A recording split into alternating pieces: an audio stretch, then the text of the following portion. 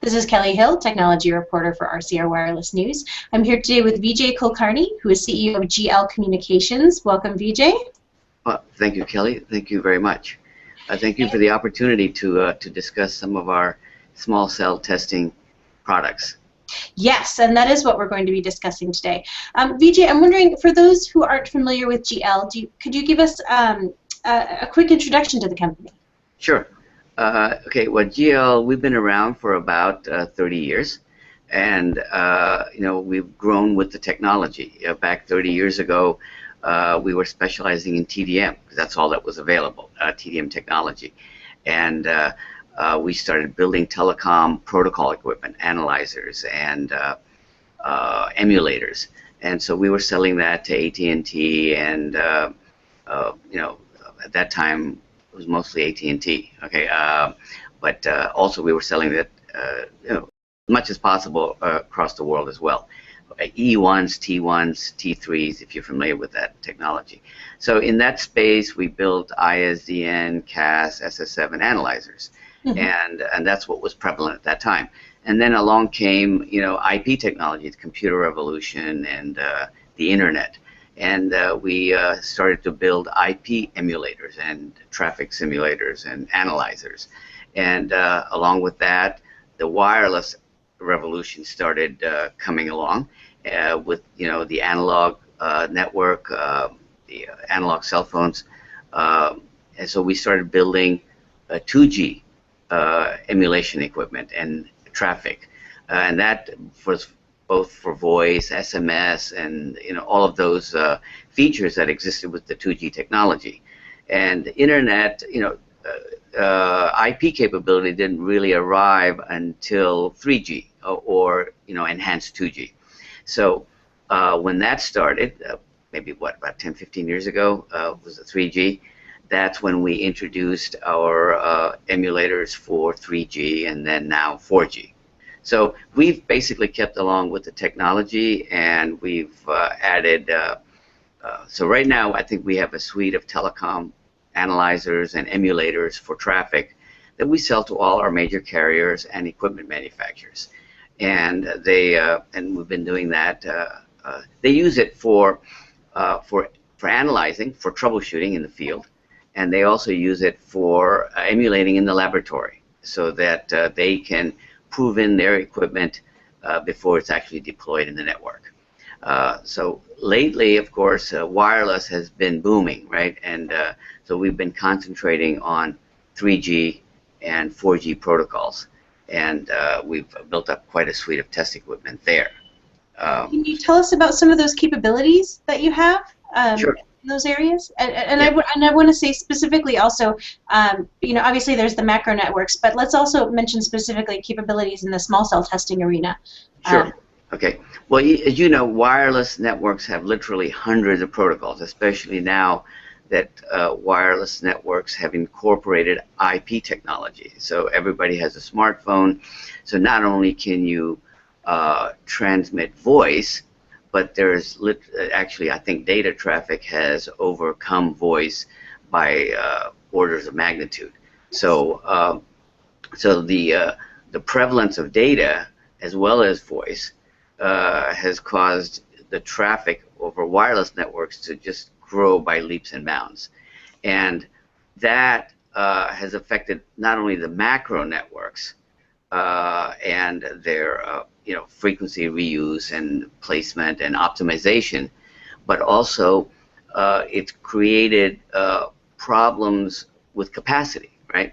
So that's why the requirement for small cells comes up, where suddenly you have at a football game or at some event, you've overloaded the macro network, the macro cell, and you need a tremendous amount of capacity at specific locations in the network or in that macro cell.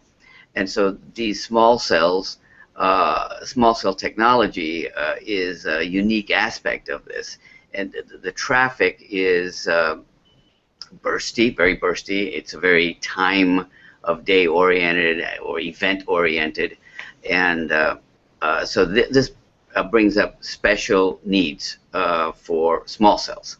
and I'll talk a little bit about how our emulators can emulate both the small cell end as well as the core end. So the core network is where, for example, you have the packet core or the voice core, or the circuit core, as I call it. And if you're sending voice in the 3G network, you're still sending it in circuit mode. That means the TDM technology is still prevalent there. Yes. But when you're sending data, you're going through the packet core. And that had two separate architectures in the 3G world, but in 4G now those are merging, and there's only one blob, the packet core. And so our emulators can emulate not only the RF end, but also the packet or the circuit core end. And by doing that, we're giving our customers the ability to emulate traffic without having to actually go in the field and test it before deployment. So before deployment is where our equipment is used quite a bit, especially for very large capacities in macro networks. But our equipment can also be used in small networks as well, small cells, because you can generate hundreds of calls, hundreds of data sessions with for a small cell like a femto cell, or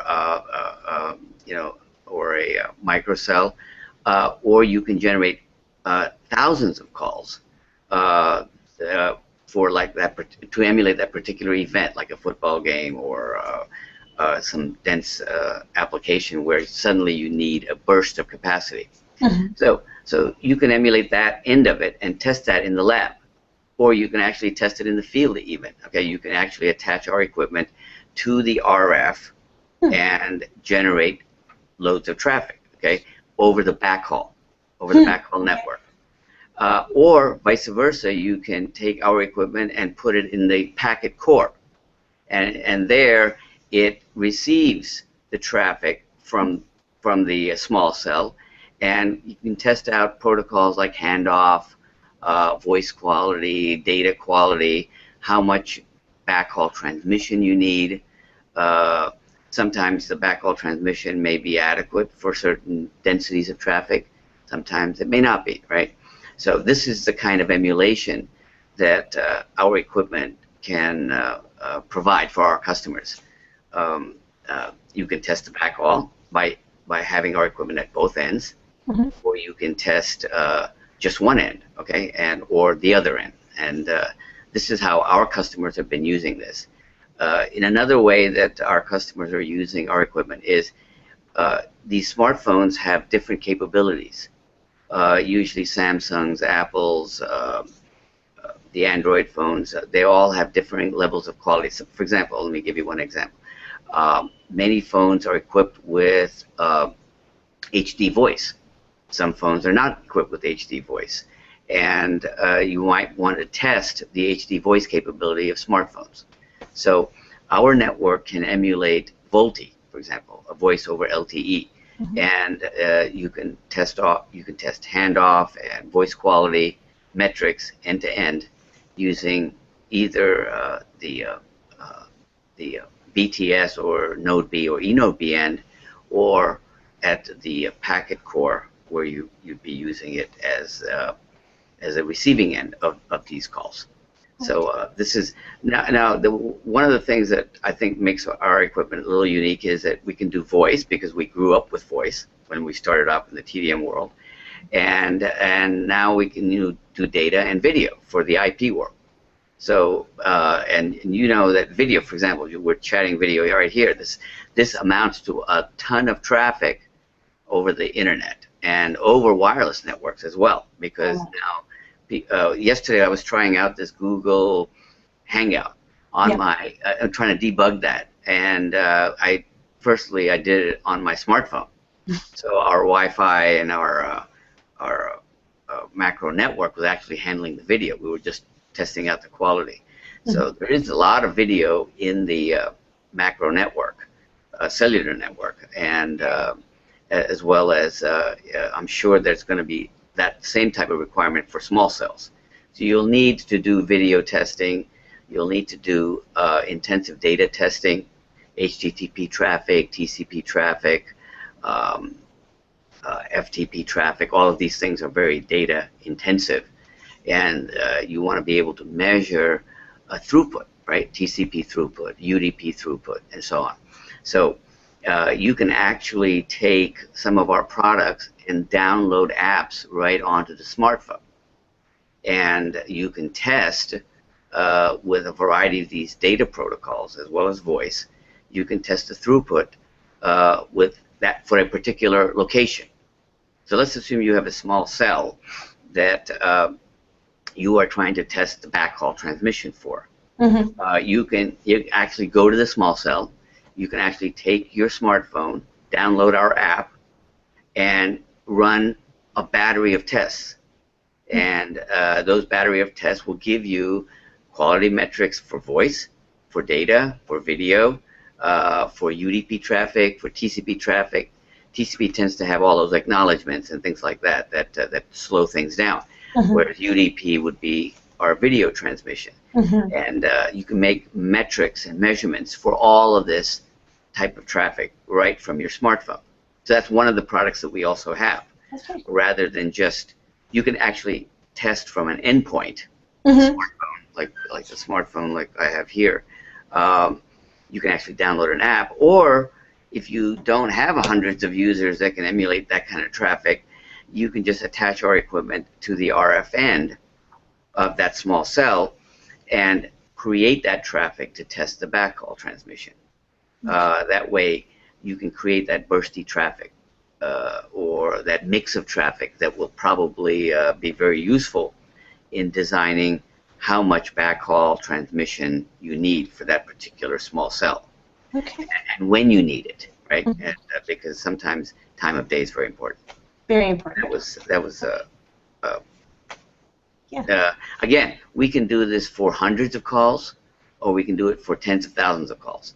So for our macro network, we are doing it currently for tens of thousands of calls. That may not be necessary for small cells, but you can scale it down. You can scale our equipment down to handle just hundreds of calls or hundreds of sessions.